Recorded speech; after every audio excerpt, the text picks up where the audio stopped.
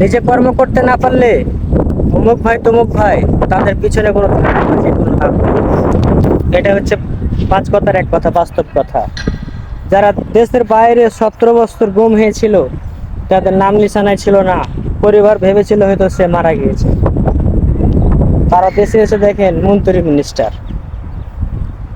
আর আপনি অমুক ভাই তমুক ভাই বলে গলা ফাটিয়ে মার খেয়ে গুলি খেয়ে আপনার অবস্থা কোথায়? তাদের দোষ না, দোষ হচ্ছে আপনাদের আমাদের সাধারণ মানুষের।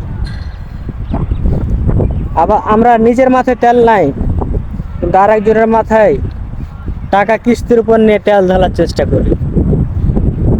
তাই আমাদের ভাগ্যতে কোনো দিন উন্নত চিহ্ন নাই। এটা হচ্ছে বাস্তব কথা। আমাদের মাথায় তেল নাই, এটার কিন্তু খবর নাই, কিন্তু আরেকজনের মাথায় তেল দেওয়ার জন্য কিস্তির উপর টাকা নিয়ে তেল কিনে তার মাথায় ঢালে। কেন এই কথাটা বলছি? আরে ভাই, আপনার ফ্যামিলি আছে, আপনার মা বাবা আছে, তাদের জন্য কিছু করেন। অমুক ভাই তমুক ভাই বলে আপনার লাভটা কি? তারা 17 বছর, 20 বছর, 25 বছর দেশের বাইরে থেকে এসে দেশে মন্ত্রী মিনিস্টার। আপনি কোনটা মন্ত্রী হয়েছেন? আপনার বাবা কি হয়েছে? আপনার ভাই কি হয়েছে? আপনার ভাগ্য কিতে পরিবর্তন করবে? কিছুই হবে না। তাই এগুলো বাদ দেন। নিজে যদি কর্ম করতে পারে তাহলে ভালো থাকবে। আপনি কর্ম করতে পারবেন না, আপনার জীবনে কোনো কিছুই নাই। তাই এগুলো বাদ দিয়ে নিজের জন্য চিন্তা করুন। আপনি যদি নিজে কিছু করতে পারেন না, আপনি আমাদের জন্য চাকরি, আপনি কিন্তু চাকরি।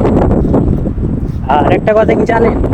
আপনার পকেটে যখন টাকা থাকবে, আপনি ভালো পজিশনে থাকবেন, তখন আত্মীয় স্বজন বলেন, বংশের মানুষ বলেন, বাইরের মানুষ বলেন, সবাই আপনাকে সম্মান করবে, শ্রদ্ধা করবে।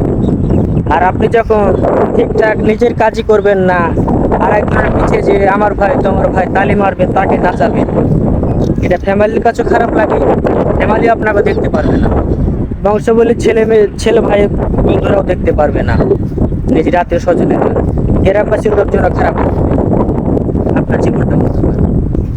এইগুলো বাদ দিয়ে নিজের জন্য কিছু করেন, নিজের পরিবারের জন্য কিছু করেন। যাদের জন্য থাবড়ি বাজাইছেন, যাদেরকে নাচাইছেন, তারা দেশের বাইরে দেশের ভিতরে অবস্থান করছে। সময় হলে ঠিকই এসে তাদের জায়গার মতো বসবে।